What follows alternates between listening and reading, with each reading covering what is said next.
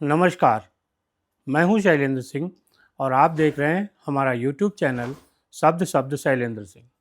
आज बात करेंगे मायावती पर लगे उस दाग की जिसे चाह कर भी वो अपने करियर से मिटा नहीं पा रही हैं। वीडियो में आगे बढ़ने से पहले आपसे एक छोटी सी अपील है कि अगर आपने हमारा चैनल सब्सक्राइब नहीं किया है तो सब्सक्राइब कर लीजिए, वीडियो को अंत तक देखिए और अच्छा लगे तो लाइक, शेयर और कमेंट भी कीजिएगा। शुक्रिया।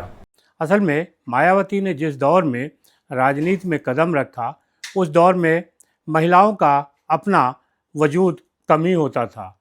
जो सामंतशाही थी, पितृसत्तात्मक सत्ता थी, वो नहीं चाहती थी कि महिलाएं कभी भी बाहर निकल के आएं। बहुजन समाज पार्टी ने जब मायावती को आगे करके दलित राजनीति को एक नई दिशा देनी शुरू की, उस दौर में बहुत सारे ऐसी स्थितियां थीं कि जो नेता है वो नहीं चाहते थे कि कोई महिला नेता आगे आए। इसी वजह से उत्तर भारत में खास तौर से अपना वजूद बनाने वाली महिला नेताओं की बड़ी कमी रही है। महिला नेता वही होती थी जिन पर किसी पार्टी की, किसी परिवार की कृपा होती थी और वही आगे चल के राजनीति में कुछ हासिल कर पाती थी। मायावती एक सामान्य घर की लड़की थी। फिर उन्होंने सामान्य रूप से अपना करियर शुरू किया और राजनीति में भी बहुजन समाज पार्टी के साथ जब वो आई, उसका भी कोई बहुत बड़ा जनाधार नहीं था। यानी बहुजन समाज पार्टी कांग्रेस और दूसरी पार्टियों जैसा अपना जनाधार नहीं रख रही थी कि उसकी नेता बनने के बाद उनका चुनाव जीतना सरल हो जाता। बावजूद इसके मायावती ने अपनी राजनीति शुरू की और जब कदम आगे बढ़ाने शुरू किए तो फिर उन्होंने पीछे मुड़कर नहीं देखा। 1993 में समाजवादी पार्टी और बहुजन समाज पार्टी का गठबंधन हुआ और इस गठबंधन ने उत्तर प्रदेश में विधानसभा चुनाव लड़ा और दोनों दलों ने मिलकर सरकार बनाई।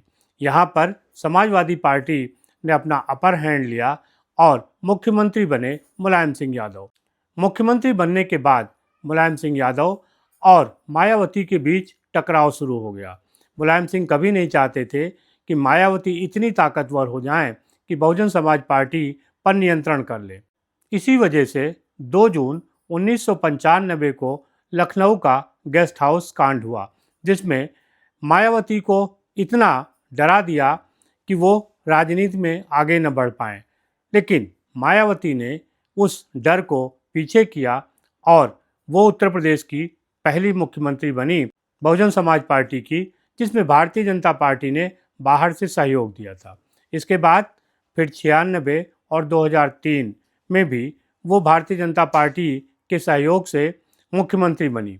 मुख्यमंत्री बनने के बाद भी मायावती ने कभी भी भारतीय जनता पार्टी के दबाव में काम नहीं किया, लिहाजा उनका जो गठबंधन था वो कभी 5 साल नहीं चला। लेकिन मायावती ने जो अपनी एक राजनीति बनाई, अपना एक जनाधार बनाया, उसकी वजह से 2007 का विधानसभा चुनाव उन्होंने जीता और तब बहुजन समाज पार्टी ने अपने बहुमत के साथ सरकार बनाई, मायावती मुख्यमंत्री बनी।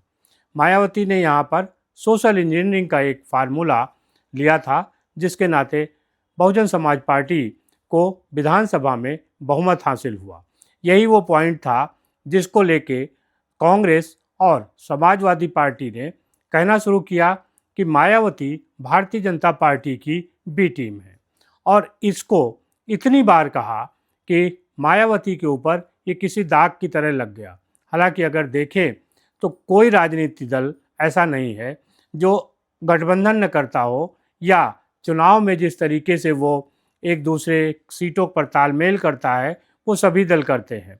अगर समाजवादी पार्टी की बात की जाए तो समाजवादी पार्टी का जन्म कांग्रेस के विरोध में हुआ था। कांग्रेस यानी जब प्रधानमंत्री इंदिरा गांधी ने देश में इमरजेंसी लगाई थी, तब समाजवादी पार्टी के संस्थापक सहित तमाम समाजवादी नेता मुलायम सिंह यादव, जयप्रकाश नारायण और भी लालू प्रसाद यादव, इन सबको 19 महीने जेल में रहना पड़ा। लेकिन जब कांग्रेस दोबारा सरकार में आई तो समाजवादी पार्टी और दूसरे दलों ने उसी कांग्रेस को समर्थन दिया। 2004 से और 14 तक यूपीए की सरकार थी। मनमोहन सिंह को प्रधानमंत्री बनाने के लिए कांग्रेस को बाहरी समर्थन की ज़रूरत थी।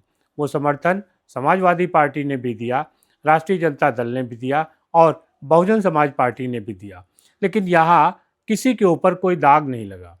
लेकिन जब मायावती ने भारतीय जनता पार्टी के साथ जो तालमेल किया था 6-6 महीने की सरकार का, उसके बाद ये एक दाग मायावती पे चस्पा कर दिया गया कि मायावती भाजपा की बी टीम है। अब इसका परिणाम ये हुआ कि जो मुस्लिम वोट बैंक था, जो भारतीय जनता पार्टी को चुनाव हराने के लिए वोट करता है, उसको लगने लगा कि अगर वो मायावती को वोट देता है तो उसका मतलब होगा कि ये वोट भारतीय जनता पार्टी को गया है। ऐसे में धीरे धीरे जो मुस्लिम मतदाता है वो बहुजन समाज पार्टी से दूर हटने लगा और उसकी वजह से बहुजन समाज पार्टी का जो जनाधार था वो घटने लगा और जो बहुजन समाज पार्टी 2007 में बहुमत के साथ सरकार बनाने में सफल हुई थी, उसकी हालत 2012, 2017 और 2022 के विधानसभा चुनाव में खराब हो गई। हालांकि बहुत सारी भ्रांतियों को तोड़ते हुए बहुजन समाज पार्टी और समाजवादी पार्टी ने गठबंधन भी किया, लेकिन उस गठबंधन का भी कोई लाभ नहीं हुआ। हालांकि ये गठबंधन लोकसभा चुनाव में था, बावजूद उसके समाजवादी पार्टी और बहुजन समाज पार्टी ने जो उम्मीद की थी वो नहीं हुआ और दोनों ही पार्टियों को मिलाकर सांसद के रूप में उत्तर प्रदेश में 15 सांसद ही वो जिता पाए। तो जो सोच के बहुजन समाज पार्टी और समाजवादी पार्टी ने गठबंधन किया था वो नहीं हुआ। अगर एक तरीके से देखें तो बहुजन समाज पार्टी ने शुरुआती दौर में कांग्रेस के साथ भी तालमेल किया था और उसके बाद समाजवादी पार्टी के साथ भी उसका 2 बार तालमेल हुआ, जबकि बहुजन समाज पार्टी ने कभी भी भारतीय जनता पार्टी के साथ तालमेल करके चुनाव नहीं लड़ा। इसके बावजूद आरोप यही है कि बहुजन समाज पार्टी भाजपा की बी टीम है, यानी उसे ना तो समाजवादी पार्टी से जोड़ा गया और ना ही कांग्रेस से, जबकि बहुजन समाज पार्टी कांग्रेस और समाजवादी पार्टी की काफ़ी नज़दीकी रही है। राजनीति में इस तरीके के जो टैग लाइन हैं वो जब चस्पा हो जाते हैं तो उनको हटना बड़ा मुश्किल हो जाता है। बहुजन समाज पार्टी ने भी तमाम तरीके के अपने बयान दिए और ये साबित करने की कोशिश की कि वो भारतीय जनता पार्टी की बी टीम नहीं है। बावजूद इसके लगातार जो विरोधी नेता हैं वो बहुजन समाज पार्टी की आलोचना करते यही कहते हैं कि वो भाजपा की बी टीम है। अभी मायावती ने वन नेशन वन इलेक्शन पर जब सरकार का समर्थन किया तो उसके बाद फिर यही बात कही जाने लगी कि चूँकि मायावती भाजपा की बी टीम है, लिहाजा उनकी बात को वो आंख मूंद कर करती हैं। इसकी वजह सिर्फ इतनी है कि कांग्रेस और समाजवादी पार्टी चाहती है कि मायावती के पास जो मुस्लिम वोट बैंक है वो उसके पास न रहे। अगर मुस्लिम वोट बैंक को लगेगा कि उनके पास कोई राजनीतिक विकल्प नहीं है तो वो कांग्रेस और समाजवादी पार्टी के पास ही होंगे, लेकिन जैसे ही उनको विकल्प के रूप में बहुजन समाज पार्टी में मौका मिलेगा तो वो वहाँ चले जाएंगे। मायावती ने ये ज़रूर कोशिश की कि मुस्लिम वोट बैंक उनके साथ रहे, लिहाजा पिछले कई चुनाव में विधानसभा के हों या लोकसभा के, उसमें उन्होंने मुस्लिम प्रत्याशियों को ज़्यादा से ज़्यादा टिकट दिया। 2022 के विधानसभा चुनाव में उन्होंने सबसे ज़्यादा मुस्लिम प्रत्याशियों को उतारा था और उसके बाद लोकसभा चुनाव में भी मायावती ने उनको मैदान में उतारा।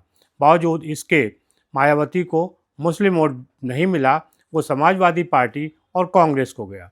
ये बात खुद मायावती समझती हैं और चुनाव के बाद उन्होंने कहा भी कि जिस तरीके से मुस्लिम मतदाताओं ने बहुजन समाज पार्टी को वोट नहीं दिया है, उसके बाद अब बहुजन समाज पार्टी भी ये सोचेगी कि उनकी बिरादरी के जो प्रत्याशी हैं उनको, यानी मायावती ने मुस्लिम वोट बैंक को ये बताने की कोशिश की कि अगर वो पार्टी के साथ नहीं है तो पार्टी भी उनके साथ नहीं होगी।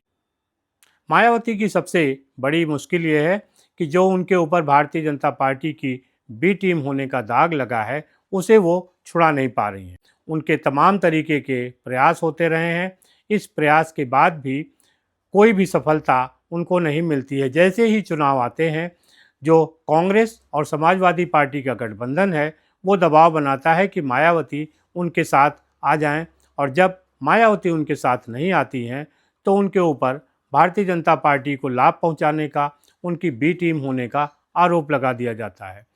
2024 के लोकसभा चुनाव से पहले कांग्रेस का ये प्रयास था कि मायावती को इंडी गठबंधन का हिस्सा बना लिया जाए, लेकिन जब वो इंडी गठबंधन का हिस्सा नहीं बनी तो ये कहा गया कि वो भारतीय जनता पार्टी के दबाव में हैं और उस दबाव के कारण ही वो इंडी गठबंधन का हिस्सा नहीं बनी है। अब एक बार फिर ये कहा जा रहा है कि मायावती कांग्रेस के साथ गठबंधन कर सकती हैं। अब जब मायावती कहती हैं कि उनकी पार्टी अकेले चुनाव लड़ेगी, तब यही राजनीतिक विश्लेषक कहेंगे कि मायावती भारतीय जनता पार्टी के दबाव में थी, लिहाजा उन्होंने कांग्रेस का साथ नहीं दिया। मायावती इस दाग को छुड़ा नहीं पाई और इसका खामियाजा उन्हें अपने राजनीतिक उद्देश्यों से पूरा करना पड़ रहा है। इसका खामियाजा दलित समाज और दलित राजनीति कर रही है, जो एक तरीके से देखें तो चुनाव दर चुनाव अलग थलग पड़ती जा रही है। बावजूद इसके मायावती अभी हाशिए पर नहीं है, उनके साथ कुछ वोट बैंक ऐसा है जो मायावती के साथ ही रहता है। अब ये देखना है कि आने वाले जो चुनाव हैं उसमें मायावती की रणनीति क्या होगी। क्या अभी भी वो अकेले चुनाव लड़ेंगी या फिर वो किसी दल के साथ तालमेल कर सकती हैं, और जो उन पे भाजपा की बी टीम होने का आरोप लगा है, दाग लगा है, उससे वो कैसे निपटती। आपको क्या लगता है ज़रूर बताइएगा। शुक्रिया, धन्यवाद।